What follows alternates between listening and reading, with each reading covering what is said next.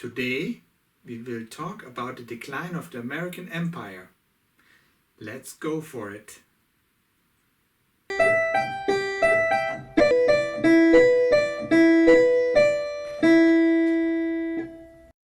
Welcome to the new Enlightenment. Today we talk about how the decline of the American Empire is looking like and why a decline is happening. Well, an empire fails if it has issues with some of the points I will mention now. Well, first of all, there are inner tensions. We know about the inner tensions right now, and those inner tensions are there for quite a while already. Those tensions are over the last 100 years, 200 years, partly sleeping, but always being there in some way or the other. Right now, the tensions are very high. And what happens when tensions get high and there is political unrest, when a nation is split, it can go into a civil war or it can break apart as a whole or as a part. A very recent example is the Soviet Union that broke apart after the decline of communism. Then there's another thing that plays a big role in the developments that we see right now. An empire that is abandoning his allies or the other side around is not to trust anymore. What happened, for instance, in Syria or what happened in Iraq or in Afghanistan are only some examples to show you what is happening. Or unilateral action, for instance, without informing allies about what you're doing, causes troubles, and it breaks a little bit apart the structure, the military structure of an empire. In an empire there's always a dominant force, but the dominant force cannot rule alone. It needs the allies to step in at special points to provide cover, to provide assistance, etc. Then another issue about a declining American empire is that the consumption rate of the US is of course higher than the production rate. This is a little bit, it's of course true, but on the other side, of course, the economy has digital companies that don't actually produce something. In the short term, this works out very well because there's also money to be earned. But actually, in the long run, this will be kind of broken up and it can lead to huge deficits in the long run. So if you're living on a higher standard than you can afford, it always causes problems in the long run. Then, of course, there's another point that a little bit hints to what is happening. That is losing the influence on the most important satellites. So, for instance, those important satellites were installed after World War II, and that is in Europe, Germany, and in Asia, Korea and Japan. Those are kind of the crown jewels of the empire. Normally in those kind of satellites, the main power has a lot of freedoms. It is protecting those areas very good by military means and diplomatic means. But as what we see right now is that the US is drawing back from those countries or trying to draw back. So they will lose influence on those major hubs.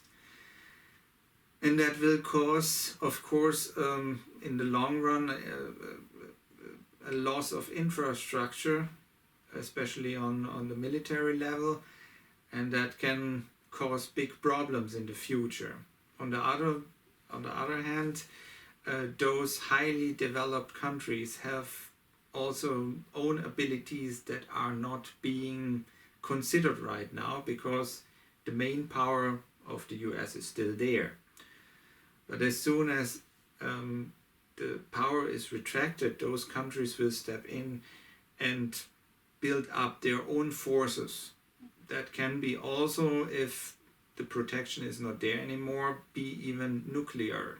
Even those two countries that lost the Second World War, like Germany or Korea, said they won't do it. But technologically, they have easily the capacities to build 10,000s of warheads. So you always have to keep that in mind. Then one big issue is of an empire to include different cultures in the empire. A big example of this was, for instance, the Roman Empire. In the Roman Empire, the Greek, the Egyptians, the Germanics, the Hispanics, the different nations could be included and be given a citizenship. Civis Romanum sum, I'm a citizen of Rome.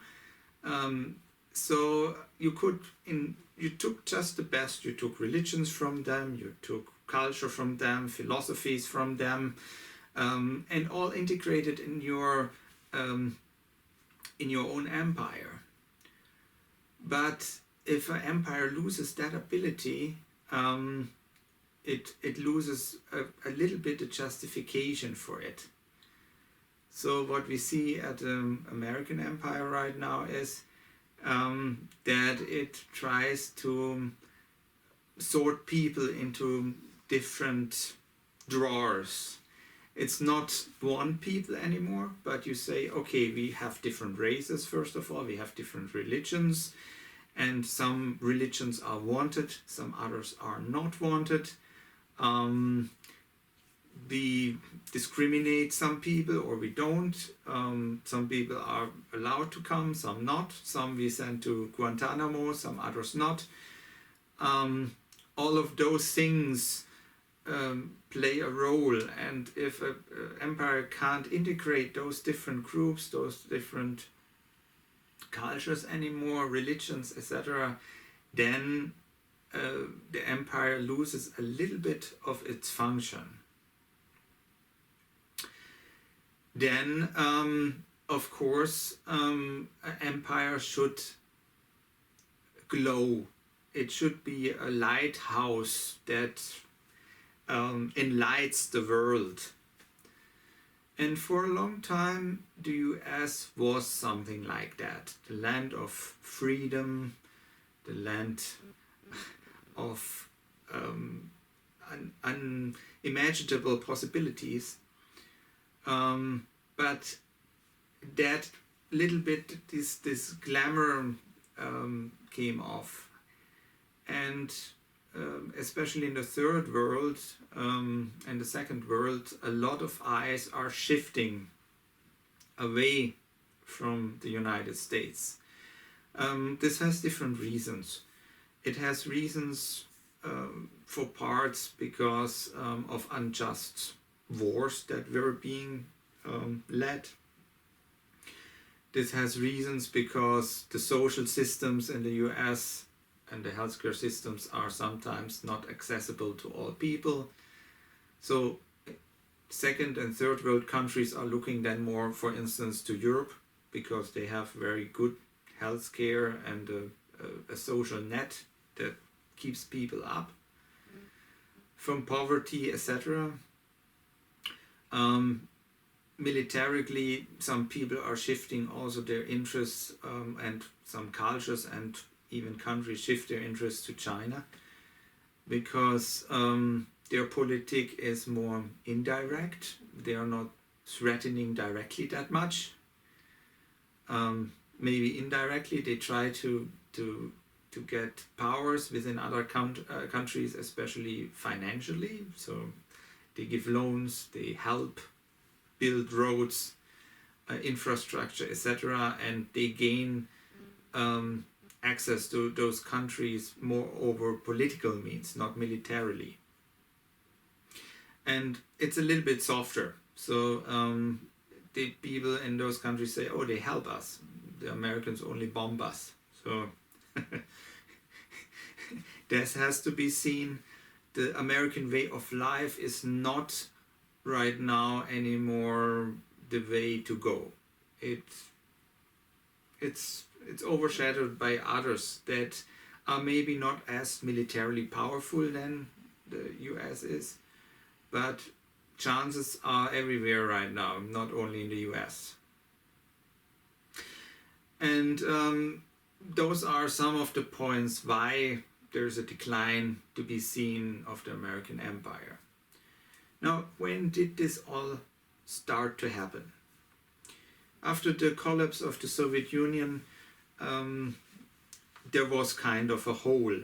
There was only one superpower left, that was the US, and everything went smoothly, economy went well, everything was nice, till of course September 11th.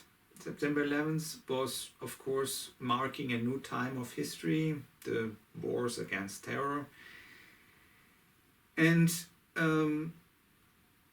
the war that happened afterwards in Afghanistan was seen to be just. Almost all allies of the US went into Afghanistan, battled the Taliban and Al-Qaeda and terrorists, so seen. There was no issue with it. But then came one point that turned the allies, some of them that turned the way how the US is to be seen. And that was when Colin Powell made his speech in front of the UN against Iraq, to brought his case forward to attack Iraq. And the lies being told there, of course it came out later that it was all lies. It was all made up. There were no mobile chemical factories for weapons of mass destruction, etc.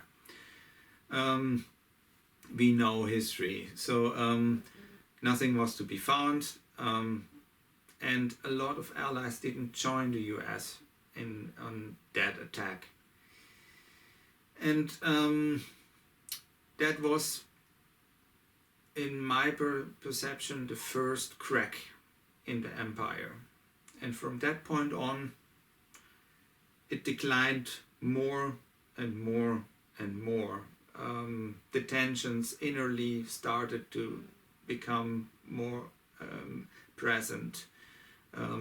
Lately, of course, also with the Trump administration that we have seen, but also the fallout that we still will see, as it looks like Senate will dismiss the impeachment because Trump could line the Republicans again behind his back.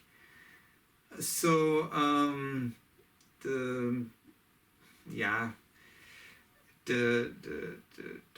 the breakage line through American society will stay for a very long time, and this all will lead to a decline.